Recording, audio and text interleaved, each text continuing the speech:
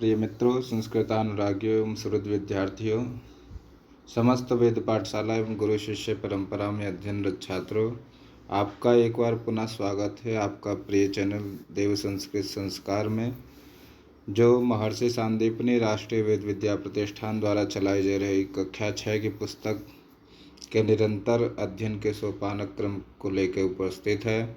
आइए, हम लोग पूर्व में 7 पाठों का अध्ययन कर चुके हैं। सप्तम पाठ में आपने देखा कि दैनिक दिनचर्या का कैसे समय के साथ प्रबंधन कर हम लोग वाक्यों के साथ प्रयोग किए। अब आइए हम लोग आगे देखते हैं।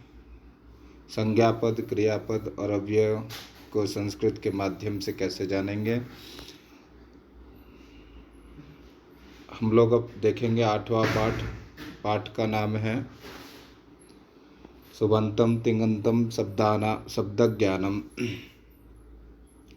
सुबंतम तिङन्तं शब्दज्ञानम।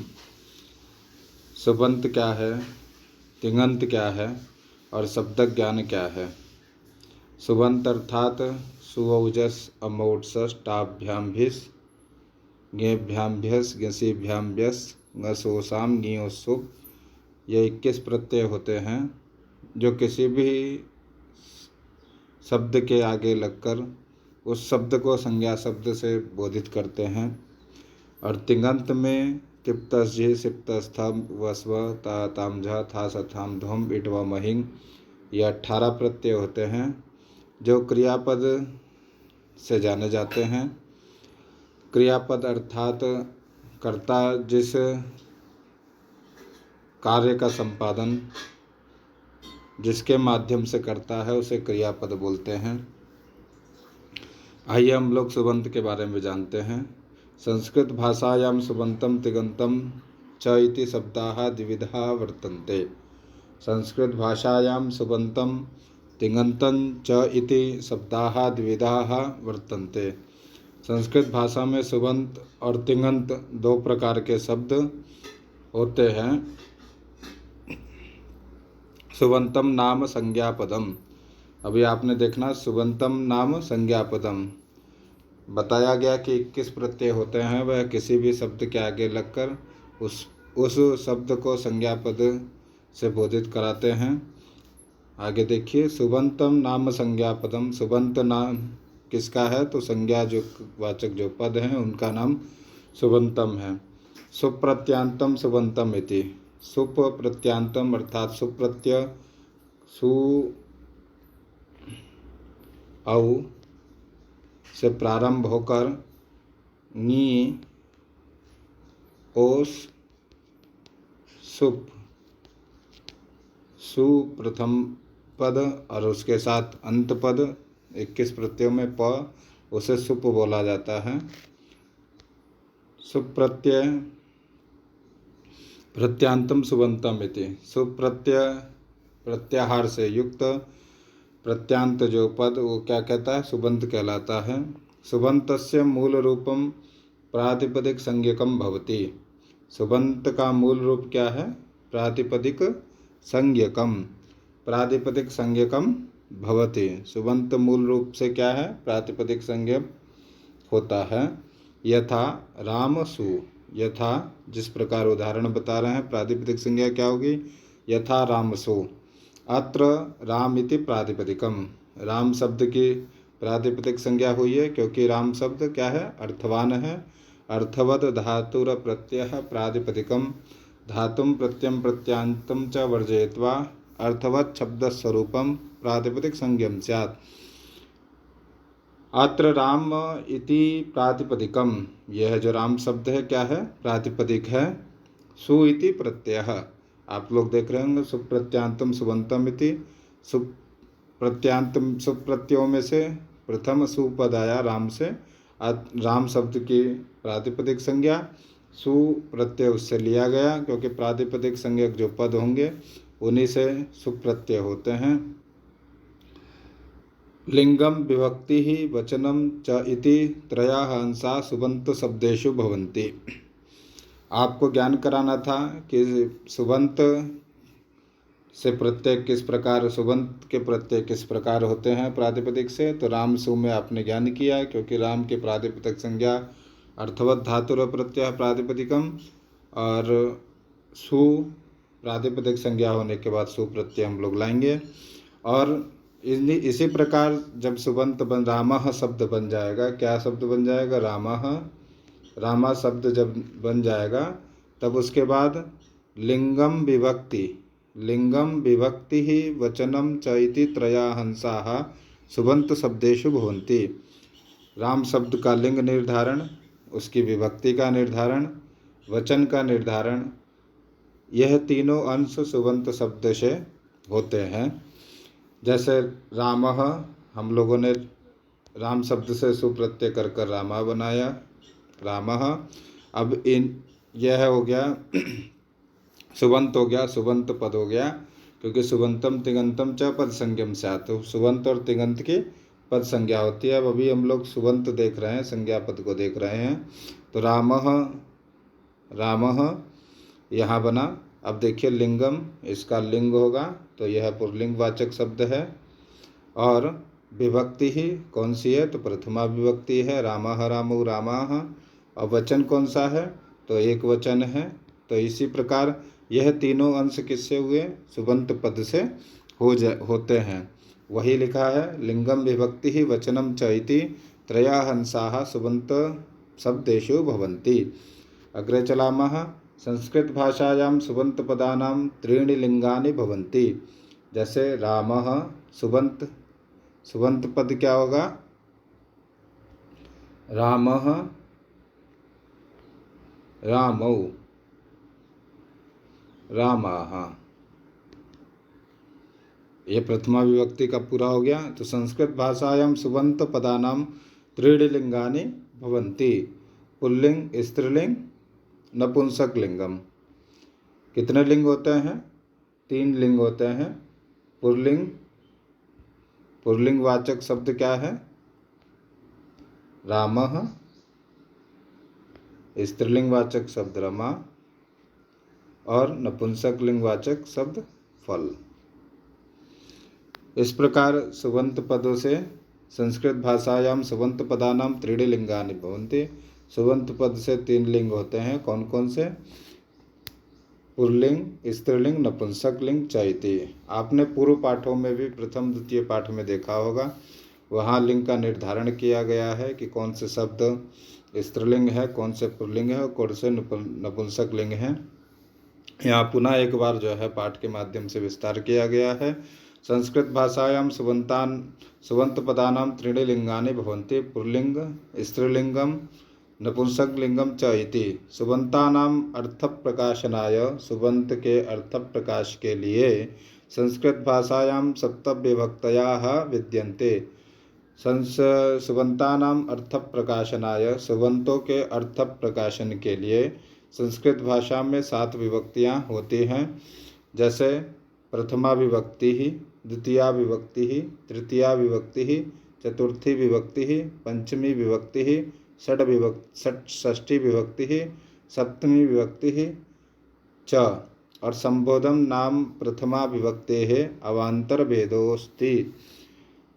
संबोधन जो विभक्ति है उसका क्या है, प्रथमा विभक्ति के अंतर्गत ही उसको ग्रहण किया जाता है। अतः अस्याः पृथक गणना न क्रियन्ते, अस्याः पृथक गणना न क्रियन्ते, उसकी पृथक गणना नहीं करते हैं। किसकी नहीं करते हैं, तो संबोधन की प्रथमा विभक्ति के अंतर्गत गणना होने के कारण उसकी विभक्तियों में गणना नहीं करते हैं, पृथक गणना नहीं करते हैं। तो इस प्रकार हम लोगों ने 8 विभक्तियों को देखा, जिसमें प्रथमा विभक्ति, द्वितीय विभक्ति, तृतीया, चतुर्थी, पंचमी, षष्ठी, सप्तमी और संबोधन जो प्रथमा विभक्ति का अवान्तर भेद है। तो यह विभक्तियों का प्रयोग किस लिए किया जाता है, तो सुबंतानाम अर्थ प्रकाशनाय, सुबंतों के अर्थ प्रकाशन के लिए। किसके लिए किया जाता है, सुबंतों के अर्थ प्रकाश के लिए 7 विभक्तियों में प्रयोग किया जाता है। जैसे प्रथमा विभक्ति, आइए हम लोग आगे देखते हैं किस प्रकार विस्तार किया गया है। सुबंत पदानाम एक वचनम द्विवचनम बहुवचने बहुवचनांच इति त्रीणि वचनानि सन्ति। एक वचन, द्विवचन, बहुवचन, तीन प्रकार के वचन होते हैं सुबंत पदों से। जैसे रामः एक वचनम, रामौ द्विवचनम और रामाः बहुवचनम। इस प्रकार कितने वचन होते हैं? तीन वचन होते हैं। वही पाठ के विस्तार से बताया गया है। कितने वचन होते हैं? तीन प्रकार के वचन होते हैं। संस्कृत भाषायाः वैशिष्ट्येषु इदम अन्यतमम। संस्कृत भाषा के वैशिष्ट्य में यह क्या है? अन्यतमम है, बहुत अच्छा उदाहरण है। संज्ञापदानां क्रियापदानां च वचनानि समानानि भवन्ति। संज्ञा पदों में, क्रियापदों में वचन समान होते हैं।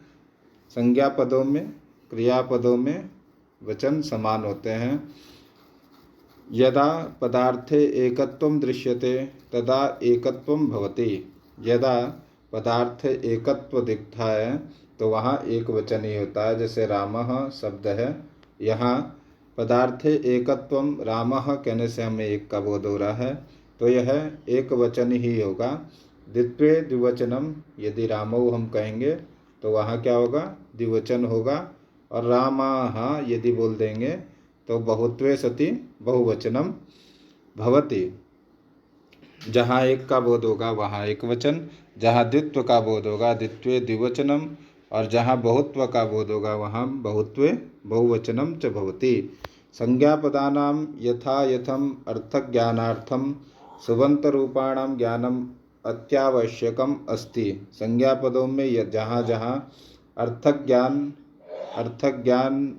के लिए सुबंत रूपाणाम ज्ञानम अत्यावश्यकम भवति। संज्ञा पदों में आपको यथा ज्ञान अर्थ ज्ञान करना है। जिसका जैसा पद है, संज्ञा पद है, उसका वैसा अर्थ ज्ञान करना है। सुबंत के रूपों का ज्ञान आपको होना अत्यंत आवश्यक है। जैसे राम का रामः, राम को रामम, राम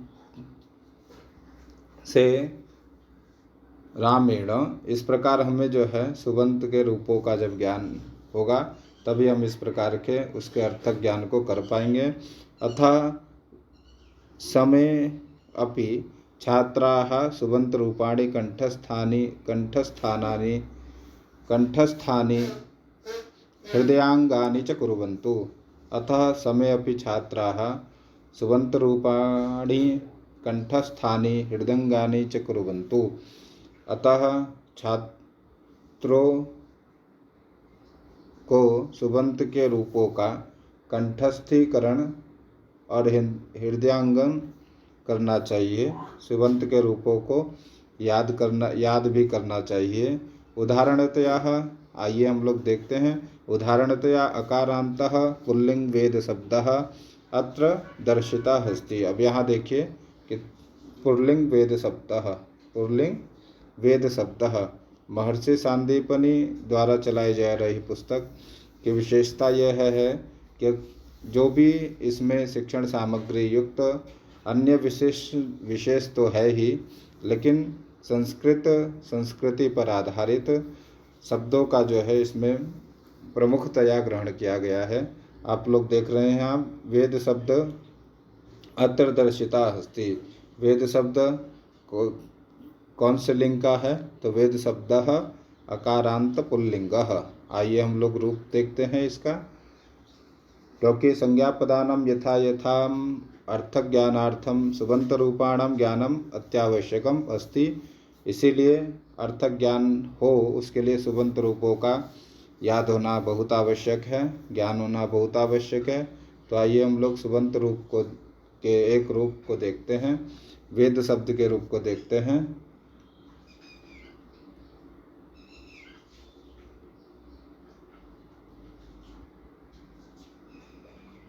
देखिए यहाँ लिखा है अकारांत पुल्लिंग वेद शब्दः। किम? अकारांत पुल्लिंग वेद शब्दः। प्रथमा विभक्ति ही। आप लोगों ने देखा होगा कि सुबंत रूपों को 7 विभक्तियों में विभक्त किया है और ये 7 विभक्तियां हैं आपके सामने। संबोधन प्रथमा विभक्ति का ही अवान्तर रूप है। इसका प्रथमा विभक्ति में ही ग्रहण किया जाता है। वचन कितने हैं? एक वचन, द्विवचन, बहुवचन। अब देखिए हम लोग रूप चलाएंगे। वेदः, वेदौ, वेदाः प्रथमा, वेदम, वेदौ, वेदान द्वितीया, वेदेन, वेदाभ्यां, वेदैः तृतीया, वेदाय, वेदाभ्यां, वेदेभ्यः पंचमी, वेदात् चतुर्थी, क्षमा कीजिएगा, वेदात् वेदाभ्यां वेदेभ्यः पंचमी, वेदस्य वेदयोः वेदानां षष्ठी, वेदे वेदयोः वेदेषु सप्तमी, हे वेदो, हे वेदौ, हे वेदाः संबोधनम।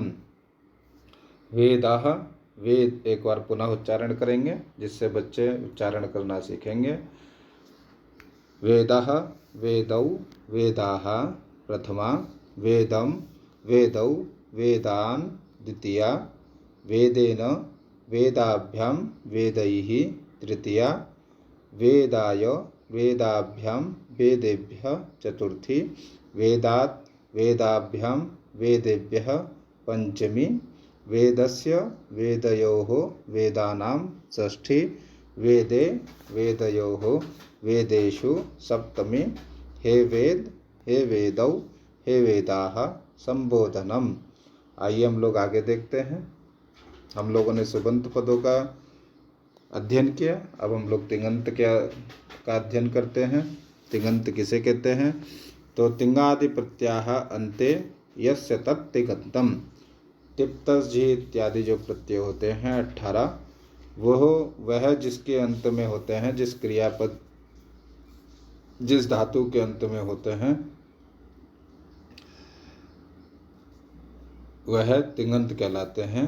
तिङादि प्रत्याह, तिङादि प्रत्यय जिस क्रियापद के अंत में होते हैं वह तिङन्त कहलाते हैं। तिङन्तस्य अपरं नाम क्रियापदम इति। तिङन्त पद का, तिङन्तस्य अपरम नाम, तिङन्त को अन्य किस नाम से जानते हैं? तो क्रियापदम, क्योंकि वह क्रियावाचक पद होता है।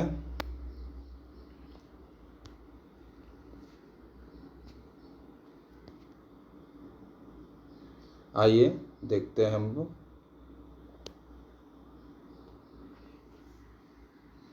तिङन्तस्य क्रियापदस्य वा मूलरूपं धातुः अस्ति। तिङन्त का और क्रियापद, तिङन्त या क्रियापद का मूल रूप क्या होता है? मूल रूप धातुः अस्ति। तिङादि प्रत्याह तिङन्तस्य क्रियापदस्य वा मूलरूपं धातुः अस्ति। संस्कृत भाषायां प्रायशः 2000 धातवः वर्तन्ते। संस्कृत भाषा में प्रायशः कितनी धातुएं पाई जाती हैं? तो 2000 के आसपास द्विसहस्रम धातवः वर्तन्ते। एते धातवः त्रिधा विभक्ताः सन्ति। यह जो धातुएं हैं वह 3 प्रकार से विभाजित हैं। कौन कौन सी हैं? तो परस्मैपदी, आत्मनेपदी और उभयपदी। परस्मैपदी, आत्मनेपदी, उभयपदी। परस्मैपदी और आत्मनेपदी का संयुक्त रूप जो होता है वह उभयपदी होता है। तिङन्ताः क्रियापदानि 10 गणैः विभक्ताः सन्ति। तिङन्ताः क्रियापदानि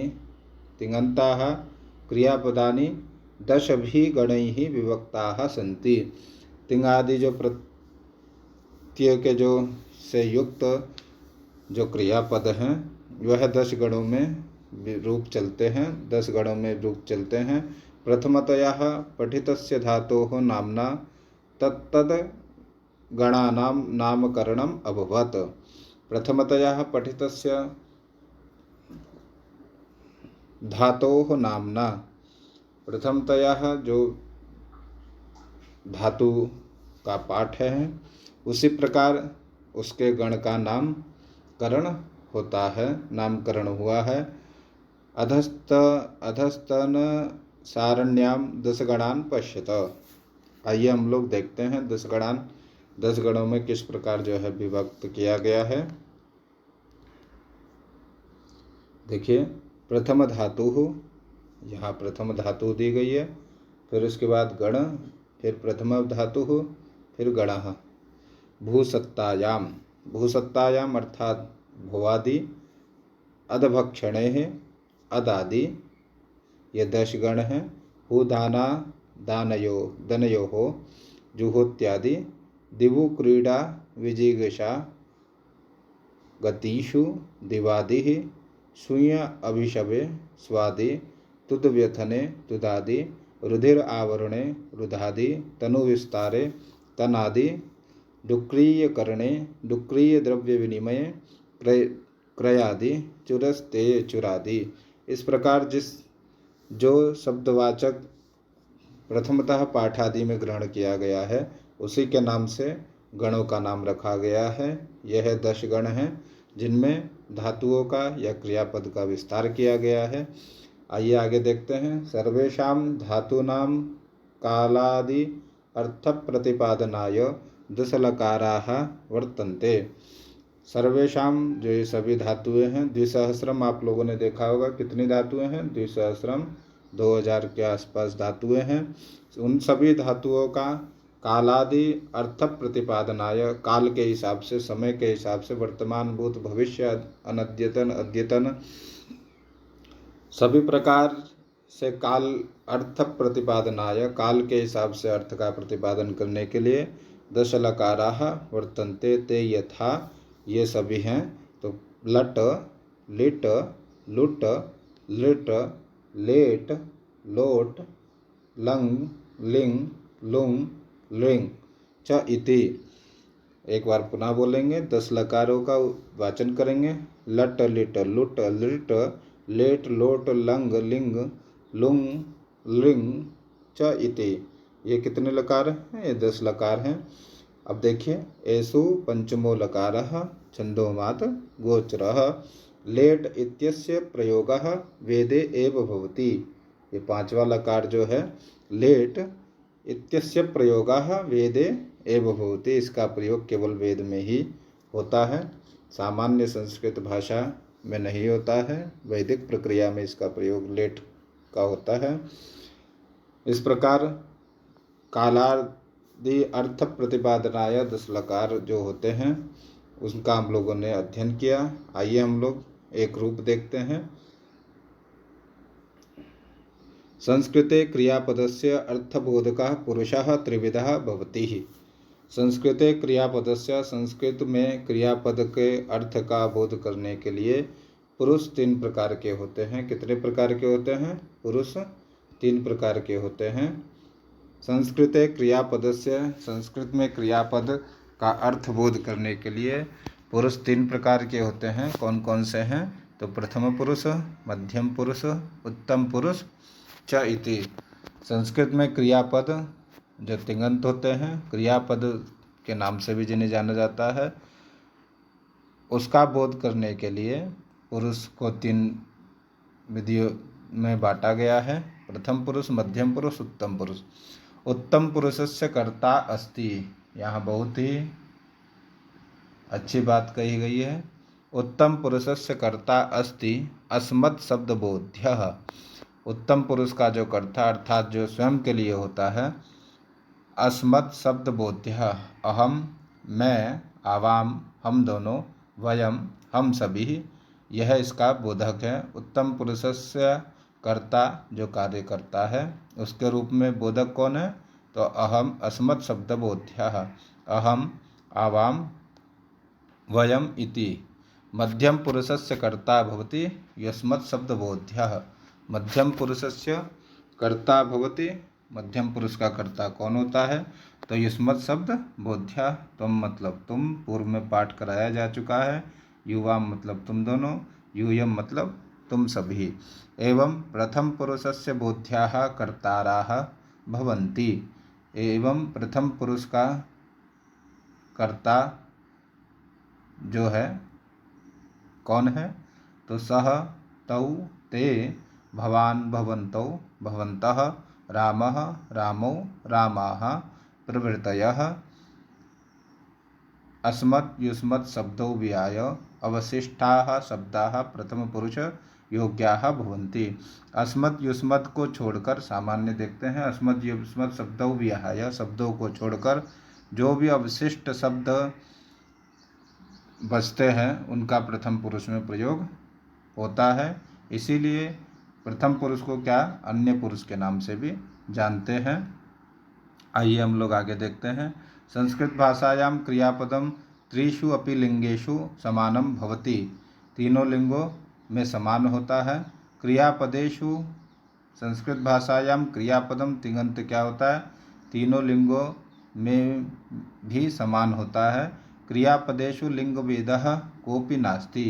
तिङन्त का लिंग भेद कोई भी नहीं होता है। वह राम के लिए भी उसी प्रकार होगा जैसे रामः गच्छति और रमा अपि गच्छति। रामः गच्छति रमा अपि गच्छति। क्रियापद जो है उसमें कोई भी लिंग विभेद नहीं हुआ है। इसी प्रकार क्रियापदेषु लिंग भेदः कोऽपि नास्ति। अग्रे चलामः। अतः दत्तया सारण्या त्रिविधं पुरुषं तत्संबद्धानि वाक्यानि च अवगच्छेम। आइए हम लोग नीचे सारणी में देखते हैं। तीनों प्रकार के पुरुष से संबंधित वाक्यों को देखेंगे और उसके बारे में जानेंगे। देखिए, तीन प्रकार के पुरुष, प्रथम पुरुष, मध्यम पुरुष, उत्तम पुरुष, एक वचन, द्विवचन, बहुवचन। क्रियापद में कोई भी परिवर्तन नहीं है। सह पठति वह पढ़ता है। तौ पठतः वे दोनों पढ़ते हैं। ते पठन्ति वे सभी पढ़ते हैं। त्वं पठसि तुम पढ़ते हो। युवां पठतः तुम दोनों पढ़ते हो। यूयं पठत तुम सभी पढ़ते हो। अहम पठामि मैं पढ़ता हूँ। आवां पठावः हम दोनों पढ़ते हैं। वयं पठामः हम सभी पढ़ते हैं। देखिए, उत्तम पुरुष में अस्मत् शब्दवाचकः अहम आवां वयम्। मध्यम पुरुष उत्तम युष्मत् शब्दवाचकः तुम युवां यूयम्। और प्रथम पुरुष सह तौ ते भवान् भवन्तौ भवन्तः रामः रामौ रामाः। युष्मत् अस्मत् शब्दौ विहाय ये शब्दाः अवशिष्टाः सन्ति। तेऽपि सर्वे प्रथम पुरुषे प्रयोगः भवति। अग्रे चलामः। हम लोग सुबंत और तिङन्त का अध्ययन कर चुके हैं। अगले वीडियो में हम लोग अव्यय के बारे में जानेंगे। किसके बारे में जानेंगे? अव्यय के बारे में जानेंगे, जो तीनों लिंगों में समान रूप से प्रयोग होता है। उस अव्यय में किसी भी लिंग में प्रयोग करें कोई परिवर्तन नहीं होता है। उसका अध्ययन हम लोग अगले वीडियो में सविस्तार पूर्वक करेंगे। आप लोग सुबंत और तिङन्त पदों को जानें और इसके महत्वपूर्ण तथ्यों को अपनी उत्तर पुस्तिका में लिखें, जिससे आगे पाठ के अभ्यास में आपको आसानी हो और सरलता से आप संस्कृत बोध कर सकें और संभाषण में अपने वाक्यों का प्रयोग कर सकें। नमः संस्कृताय पुनर्मिलामः।